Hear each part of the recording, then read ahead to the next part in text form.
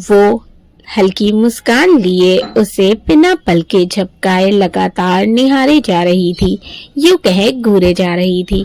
उसकी नजरें खुद पर महसूस कर अव्यन जो अपनी कुर्सी पर बैठा था, उसका गुस्सा बढ़ जाता है। वो टेबल पर रखा पेपर वेट जोर से नीचे फेंकते हुए कहता है, आपका मुझे यूं घूरना हो गया हो तो थोड़ा बातों पर ध्यान दीजिए। रिया तुरंत होश में आती है और नजरें झुकाते हुए उसे सॉरी बोलती है। अव्यन की आंखें बिल्कुल बर्फ की तरह ठंडी और खतरनाक थी। टेबल पर उसकी उंगलियां धीरे धीरे चल रही थी, जो इस बात का इंडिकेशन संकेत थी कि वो किसी भी वक्त उसका गुस्सा बाहर आ सकता है। रिया थोड़ी घबराई हुई और हिचकिचाते हुए धीरे से वहीं रखी चेयर पर बैठ जाती है। अव्यन उसे घूरते हुए सख्ती से कहता है, did I ask you to sit? Miss Riya, क्या मैंने कहा आपको बैठने के लिए? रिया ना में सिर हिलाते हुए तुरंत चेयर से उठ जाती है और फिर से उसे सॉरी कहती है। अव्यन अपनी गहरी आवाज में उसे पूछता है, थोड़ा मैनर सीखिए, आपको उसकी सख्त जरूरत है। रिया का मुंह बन जाता है, लेकिन वो अपने चेहरे पर किसी भी तरह का कोई एक्सप्रेशन नहीं लाती, क्योंकि उसे अव्यन को इम्प्रेस जो करना था। अव्यन गुस्से से उसे देखते हुए सीरियस टोन में कहता है, ऑफिस में ड्रामा करने की हिम्मत कैसे हुई आपकी मिस रिया? रिया गहरी सांस लेती है और हिम्मत करके कहती है, सर मैंने कोई ड्रामा नहीं किया। ड्रामा तो उस आरोही ने किया था। वो मेरे साथ बदतमीजी कर रही थी और तो और उसने मुझे थप्पड़ भी मारा। अव्यन ने अपनी कुर्सी से आगे झुककर उसकी आंखों में गहराई से देखा, जिसे रिया के अंदर एक अजीब सी दहशत दौड़ गई। वो बेहद सर्द लहजे में कहता है, और आपने उससे पहले क्या किया मिस रिया मेहता? उसकी आवाज अब भी ठंडी थी, लेकिन उसमें छुपे गुस्से को कोई भी महसूस कर सकता था। रिया ने जल्दी से सफाई देने की कोशिश की। मैंने कुछ नहीं किया सर। शुरुआत उस आरोही ने की थी, वही मुझसे आकर टकराई थी। मैंने तो बस उसे इतना ही कहा था कि वो देखकर चले, पर उल्टा उसने मुझे ही थप्पड़ मार दिया। इसमें मेरी कोई गलती नहीं है सर। रिया ड्रामा करते हुए बोली। अव्यन की आंखें सिकुड़ गईं। वो बहुत अच्छे से जानता था कि आरोही ऐसी है ही नहीं जो बेवजह किसी पर गुस्सा करे। वो बेहद शांत और मासूम है। अव्यन रिया की बातें सुन गहरी मगर धीमी आवाज में कहता है, सिर्फ इतनी सी बात पर तो मिस आरोही ने आपको थप्पड़ नहीं मारा होगा। वो मेरी असिस्टेंट है और इतना तो मुझे उनके बारे में पता है कि वो ऐसे राह चलते किसी से झगड़े नहीं करती आपकी तरह। तो इस लिहाज से आप झूठ बोल रही हैं। मिस, जो भी नाम है आपका, क्या तो सच क्या है वो बताइए। उसने लगभग उसे घूरते हुए कहा। रिया जो इतनी देर से ड्रामा कर रही थी अच्छा बनने का, उसका अव्यन पर कोई फायदा ही नहीं हो रहा था। वो अव्यन को अपनी झूठी बातों पर यकीन नहीं दिला पा रही थी, बल्कि अव्यन तो इनडायरेक्टली उसकी ही बेइज्जती किए जा रहा था और उसके सामने आरोही का साइड ले रहा था। रिया बुरी तरह से बौखला गई।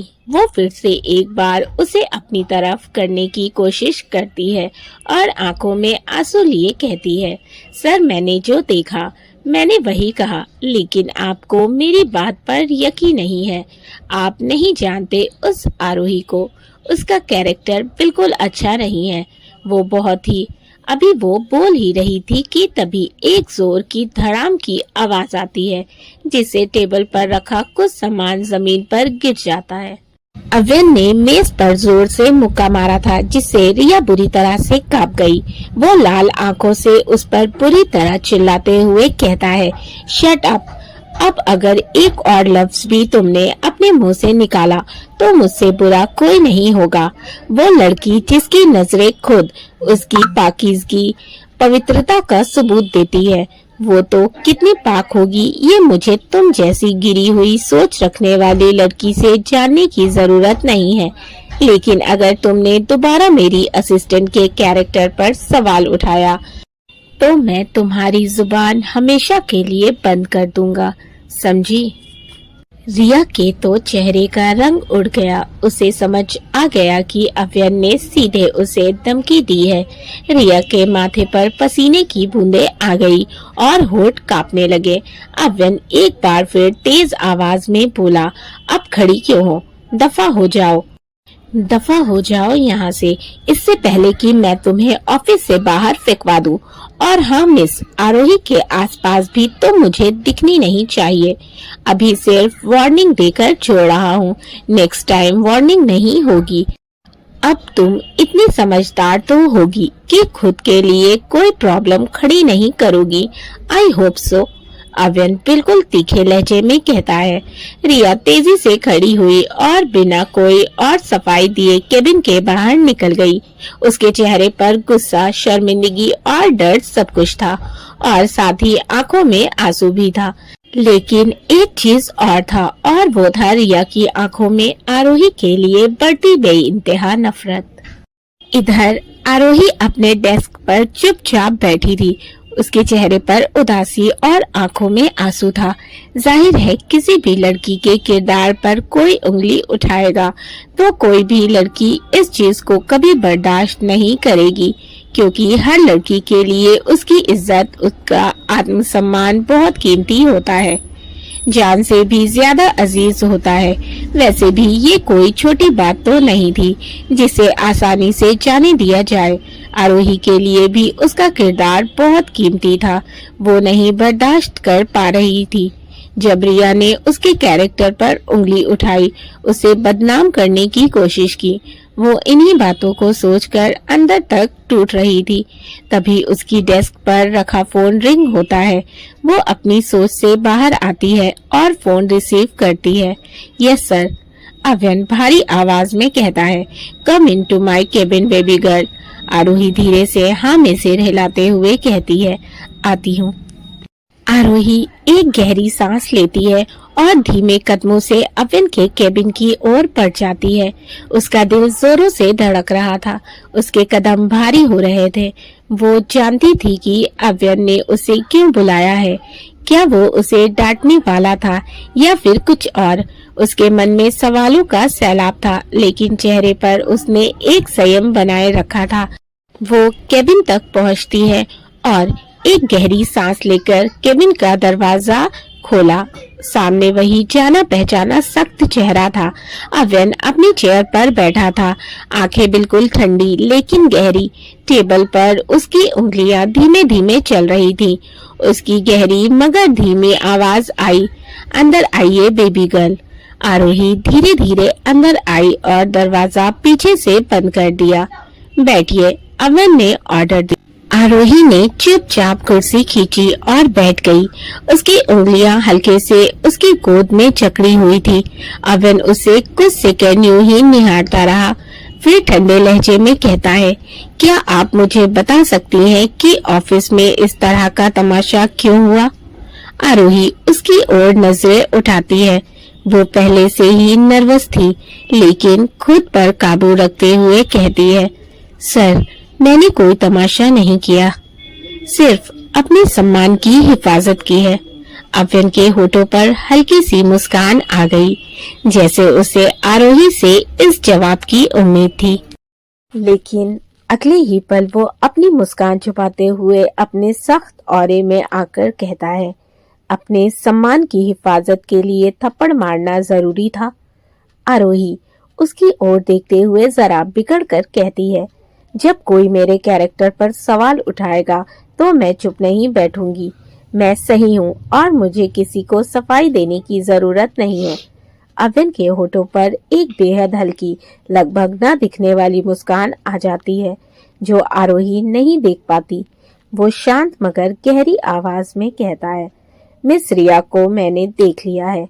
अब आगे से वो आपको परेशान नहीं करेंगी, और अगर फिर भी उन्होंने या किसी और ने कुछ किया तो आप मुझसे आकर कहेंगी, क्योंकि ये मेरा ऑफिस है और मैं नहीं चाहता कि यहाँ कोई भी किसी भी तरह का तमाशा क्रिएट करे। नेक्स्ट टाइम से इस बात का ध्यान रखिएगा। वो धीरे से उसकी आंखों में देखते हुए बोला। आरोही बिना कुछ कहे धीरे से हाँ में सिर हिला देती है। अव्यन कुछ सेकंड उसे देखता रहता है। उसके मासूम से चेहरे पर एक मायूसी थी जो अव्यन को पसंद नहीं आ रही थी। वो ठंडे लहजे में कहता है, all right, you may leave now. Aarohi बिना कुछ बोले धीरे से कुर्सी से उठती है और बाहर निकल जाती है। अव्यन उसे जाते हुए देखता रह जाता है। अनुज जो केबिन में एक साइड खड़ा था, उसके होठों पर हल्की सी मुस्कान थी। उसने अव्यन के बिहेवियर को बखूबी नोटिस किया था। कभी ना हंसने वाले अव्यन के चेहरे पर उसने हल्की सी स्माइल देखी थी, जो सच में किसी मिरेकल से कम नहीं था, क्योंकि इतने सालों से उसके साथ काम करने के बावजूद उसने उसके चेहरे पर मुस्कुराहट का नामो निशान नहीं देखा था। लेकिन आज अपने बॉस को मुस्कुराता देख उसे सच में अच्छा लग रहा था, बल्कि बहुत खुशी हो रही थी। वो मुस्कुराते हुए अपनी दबी हुई आवाज में कहता है, लगता है बॉस के दिल में मिस आरोही के लिए कहीं ना कहीं एक सॉफ्ट कॉर्नर जरूर है, या शायद कोई और एहसास जिससे शायद बॉस भी खुद अनजान है। तभी तो बॉस ने मिस आरोही को सिर्फ एक वार्निंग देकर छोड़ दिया, और जबकि मिस रिया पर तो उन्होंने अपना पूरा गुस्सा ही उतार दिया, यहाँ तक कि उनको धमकी तक दे डाली। अनुज इतना तो समझ गया था कि अव्यन के दिल में आरोही के लिए कुछ तो खास है, जिसे अव्यन अभी तक खुद एक्सेप्ट नहीं कर पा रहा था। अव्यन अनुज को वहाँ खड़ा देख सख्त लहजे में कहता है, तुम यहाँ क्यों खड़े हो अनुज, तुम्हें कोई काम नहीं है? अनुज उसकी बातों से होश में आता है और तुरंत नजरें झुकाते हुए लड़खड़ा कर कहता है, सॉरी बॉस, मैं बस जा ही रहा था। इतना बोल वो तुरंत बाहर निकल जाता है।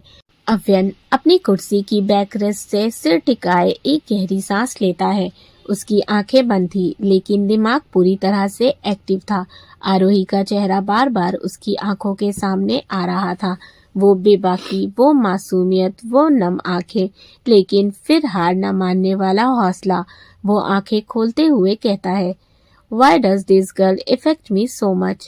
ये लड़की इतना क्यों असर डालती है मुझ पर? उसने खुद से सवाल किया, लेकिन कोई जवाब नहीं मिला। अव्यन अपने ख्यालों को झटकता है और अपने लैपटॉप की स्क्रीन पर नजरें गड़ा देता है, लेकिन अंदर ही अंदर वो भी इस बदलाव को महसूस कर रहा था। इसी तरह कुछ घंटे बीत जाते हैं। ऑफिस टाइम लगभग खत्म हो गया था। शाम के 7 बजे बज चुके थे। पूरे ऑफिस में सन्नाटा था। बस कंप्यूटर की हल्की हल्की बीप की आवाज माहौल को तोड़ रही थी।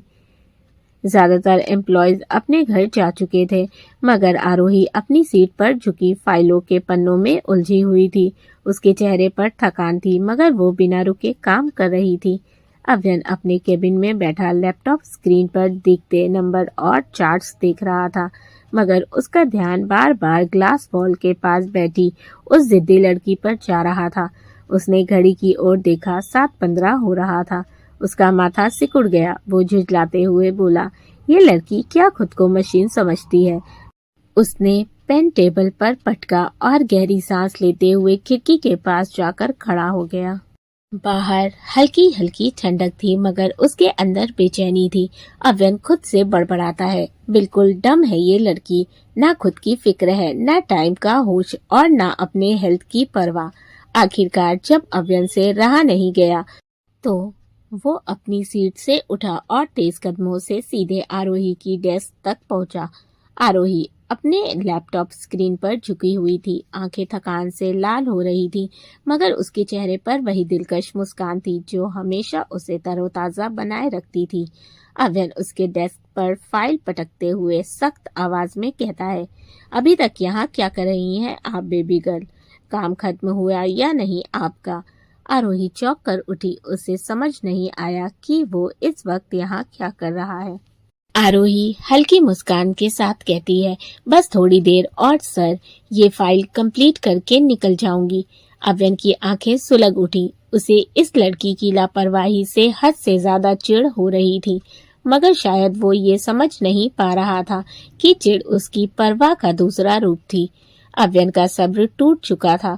वो झटके से उसके सामने से फाइल खींच लेता है और टेबल पर पटकते हुए गुस्से से कहता है, आपको समझ क्यों नहीं आता बेबी गर्ल? काम के चक्कर में अपनी सेहत खराब करेंगी तो कौन संभालेगा आपको? और वैसे भी कोई काम इतना जरूरी नहीं होता कि आप अपनी सेहत को दांव पर लगाएं। वैसे आज मुझे ये ख्याल आया, ऐसे लोग दुनिया में होते हैं। ये मैंने लिख तो दिया है, लेकिन ऐसे लोग दुनिया में होते हैं, पता नहीं। वैसे गाइस, अगर मैंने आपका दिल तोड़ा हो तो सॉरी, लेकिन आप लोग स्टोरी को स्टोरी की तरह ही लेना, क्योंकि रियलिटी ऐसी नहीं होती है। ये सिर्फ एक फैंटेसी स्टोरीज होती हैं। अव्यन एक गहरी सांस लेता है, जैसे खुद को शांत करने की कोशिश कर रहा हो, मगर दिल के भीतर जो बेचैनी थी वो कम नहीं हो पा रही थी। लेकिन अव्यन खुद को काबू कर धीमी मगर गहरी आवाज में कहता है, आप अपने इस छोटे से दिमाग पर जोर कम डालिए बेबी गर्ल, ऐसा कुछ भी नहीं है। मुझे क्यों भला आपकी फिक्र होने लगी? आप मेरी असिस्टेंट हैं, इस नाते मुझे आपकी फिक्र करनी पड़ रही है, क्योंकि अगर आप बीमार पड़ गई तो मेरा ही नुकसान होगा, जो मुझे मजीद पसंद नहीं आएगा। आरोही उसकी बातें सुन चिढ़ जाती है और उसके हाथों से वापस फाइल छीनते हुए कहती है, आप फिक्र मत कीजिए सर, मैं खुद को बीमार कर आपकी परेशानी नहीं बढ़ाऊंगी, इसीलिए चिल कीजिए। ये बोल वो सारी फाइल्स एक एक कर ड्रॉअर में डालते हुए लॉक कर देती है और टेबल से अपना बैग उठाकर एक नजर वहां खड़े अव्यन को घूरती है और उसके बगल से गुजरते हुए बाहर निकल जाती है। अव्यन हैरानी से उसे देख रहा था। मतलब कहाँ इस लड़की की उसके सामने जुबान तक नहीं खुलती थी और अभी कैंची की तरह चल रही है, और तो और उसके वहां खड़े होने के बावजूद वो उसे नजरअंदाज करके चली गई। ये बात अव्यन के दिल को कुछ खास पसंद नहीं आई। वो आईब्रो रेज करते हुए दांत पीस कर कहता है, how did she dare to ignore me like that? इस लड़की की हिम्मत कैसे हुई मुझे इग्नोर करके जाने की? ये बोल वो बिना कुछ कहे तुरंत अपने केबिन में आता है और टेबल से अपना फोन और कार की चाबी उठाते हुए केबिन से बाहर आ जाता है। आरोही ऑफिस की बिल्डिंग से बाहर खड़ी ऑटो का वेट कर रही थी। मौसम भी अब कुछ बदल रहा था, ठंडी हवाएं चल रही थी और बादल भी गरजने लगे थे। आरोही काफी परेशान हो रही थी, क्योंकि अभी तक एक भी ऑटो वहां नहीं आया था, लेकिन उसे घर से फोन जरूर आ गया था। वो रिसीव करती तो सामने से शीतल की फिक्र से भरी आवाज आती, गुड़िया कहाँ है तू? 8 बज रहा है, ऑफिस का टाइम भी खत्म हो चुका है और तू अभी तक घर नहीं आई। सब ठीक है ना बेटा? देख मौसम भी खराब हो रहा है, कोई परेशानी तो नहीं है ना बेटा? बता ना गुड़िया, कोई परेशानी तो नहीं है ना? उसके एक के बाद एक सवाल को सुन आरोही हल्के से मुस्कुराते हुए कहती है, मम्मी मैं बिल्कुल ठीक हूँ, आप परेशान मत होइए, मैं ऑफिस से निकल चुकी हूँ, बस ऑटो का वेट कर रही हूँ। एक बार ऑटो आ जाए तो फौरन पहुँचती हूँ, आप बिल्कुल चिंता मत कीजिए, मैं बस आ रही हूँ। शीतल सुकून की सांस लेते हुए, ठीक है बेटा, जल्दी आना, देख कहीं बारिश ना हो जाए, नहीं तो तू भीग जाएगी। आरोही, डोंट वरी मम्मी, एक बार ऑटो मिल जाए तो बस आती हूँ। शीतल, ठीक है बेटा, जल्दी आना। ये कहकर वो फोन रख देती है। आरोही अभी वहीं खड़ी थी कि तभी अव्यन अपनी कार उसके पास लेकर आता है। आरोही हैरान नजरों से उसे देखने लगती है। अव्यन विंडो ग्लास नीचे करता है और उसकी ओर देखते हुए अपनी सख्त आवाज में कहता है, किसका वेट कर रही हैं? बैठिए। आरोही एक बार फिर से शॉक थी कि आखिर ये शख्स चीज क्या है। वो एक नजर उसे देखती है, फिर नजरें घुमाते हुए कहती है, थैंक यू सर, पर मैं ऑटो से चली जाऊंगी, आपको कष्ट उठाने की जरूरत नहीं है। उनकी आंखें सर्द हो गईं। वो उसकी ओर देखते हुए नहीं, लगभग घूरते हुए कहता है, अगर ऑटो नहीं आया तो क्या रात भर यहाँ खड़ी होकर इस खाली जगह की चौकीदारी करेंगी? चुपचाप से आकर बैठ जाइए, वरना बारिश स्टार्ट हुई तो भीग कर बीमार पड़ जाएंगी आप। आरोही उसके ताने सुन चिढ़ जाती है और मुंह बनाते हुए कहती है, मैंने कहा ना सर, मैं चली जाऊंगी, आप प्लीज जाइए। ये बोल वो वहां से कुछ कदम चलकर आगे बढ़ जाती है। अव्यन का दिल कर रहा था कि या तो वो खुद का सिर फोड़ ले या इस लड़की का सिर फोड़ दे, लेकिन पहली दफा था जब किसी ने उसकी बात मानने से इनकार किया था। अव्यन जानता था कि आरोही को इतनी रात गए अकेले नहीं जाने दे सकता, क्योंकि एक लड़की के लिए रात में सफर करना ठीक नहीं।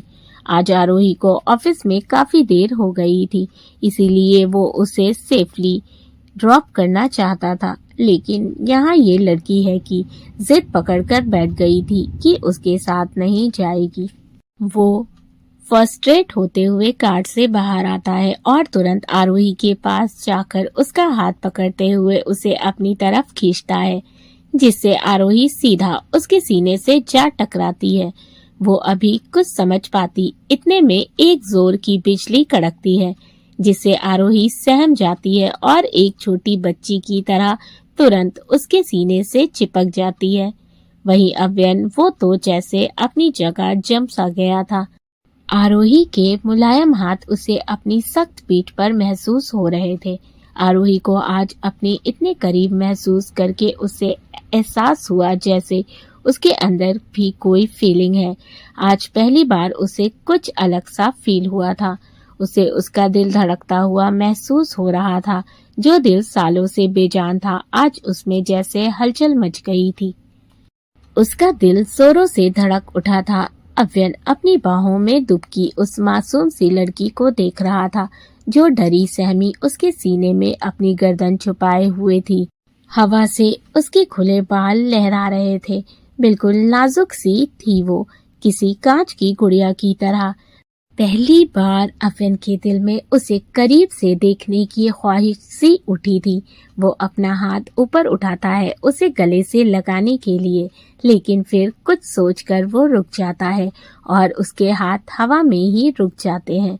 आरोही को जब एहसास होता है कि वो अभी अव्यन की बाहों में है, वो तुरंत उससे दूर होकर 2 कदम पीछे हट जाती है और नजरें झुकाए लड़खड़ाती हुई आवाज में कहती है, सॉरी सर, वो मैं। उसके आगे वो कुछ बोल ही नहीं पाती, यहाँ तक कि वो अपनी नजरें भी नहीं उठा रही थी। हालांकि उसे अव्यन की करीबी अनकंफर्टेबल फील नहीं करा रही थी, बल्कि सिचुएशन ऑकवर्ड थी। आज तक वो किसी भी मर्द के करीब जाना तो दूर, नजर भर के देखती तक नहीं थी। यहाँ तक कि रोहन के साथ दोस्ती में उसने एक दायरा बनाया हुआ था। ये पहली बार था जब वो किसी मर्द के इतने करीब आई थी। अव्यन की प्रेजेंस कभी उससे असहज फील नहीं कराती थी, बल्कि उसके आसपास रहकर वो खुद को महसूस करती थी। और ऐसा क्यों था उसे भी नहीं पता था। वहीं अव्यन की नजरें उस पर जमी हुई थी। जाने क्यों आज पहली बार उसे आरोही का यूं पास आकर दूर हो जाना अच्छा नहीं लग रहा था। और ऐसा क्यों हो रहा था उसे खुद समझ नहीं आ रहा था, लेकिन वो खुद के जज्बातों को जो उसे बेचैन कर रहे थे उन्हें साइड कर देता है। आरोही की नजरें अभी भी झुकी हुई थी। अव्यन उसकी हालत को समझ सकता था। वो उसे कंफर्ट फील कराने के लिए दूसरी साइड घूम जाता है। उसकी पीठ आरोही की तरफ हो जाती है। वो अपनी आवाज में नरमी लाते हुए बिना उसकी ओर देखे कहता है, इट्स ओके बेबी गर्ल, आप कार में आकर बैठिए, हमें निकलना होगा, बारिश का कोई भरोसा नहीं है, वो किसी भी वक्त हो सकती है। इतना बोल वो कार की ओर वापस बढ़ने लगता है। तभी फिर से बिजली कड़कती है। आरोही फिर से डरने लगती है और बेख्याली में अव्यन के ब्लेजर की स्लीव्स को हल्के से पकड़ लेती है। अव्यन इतना समझ गया था कि उसे बिजली से डर लगता है, तो वो बिना उसकी ओर मुड़े धीमी आवाज में कहता है, आप चाहे तो मेरे हाथ को पकड़ सकती हैं। आरोही उसकी बात सुन तो लेती है, लेकिन उसके हाथ को नहीं पकड़ती, क्योंकि उसे एक झिझक सी महसूस हो रही थी। अव्यन को जो उसके हाथ को पकड़ने का इंतजार कर रहा था, जब उसे यूं खामोशी से खड़े हुए देखता है तो उसकी झिझक देख नागवारी से सिर हिला देता है और आगे बढ़कर खुद उसके मुलायम हाथ को अपने सख्त हाथों में थाम लेता है और आगे की ओर बढ़ जाता है। आरोही बेचारी कटी पतंग की तरह उसके पीछे खींची चली जाती है। अव्यन कार के पास आकर दरवाजा खोलता है और आरोही को अंदर बैठने का इशारा करता है, लेकिन हमारी आरोही कहाँ इतनी आसानी से उसकी बात मान सकती थी। वो ना में सिर हिलाकर बोलती है, मैं पीछे बैठूंगी। ये कहकर वो कार का बैक डोर खोलती है और उसमें बैठने लगती है। उसकी इस हरकत पर अव्यन का माथा ठनक जाता है और वो बिना कुछ बोले उसके पास जाता है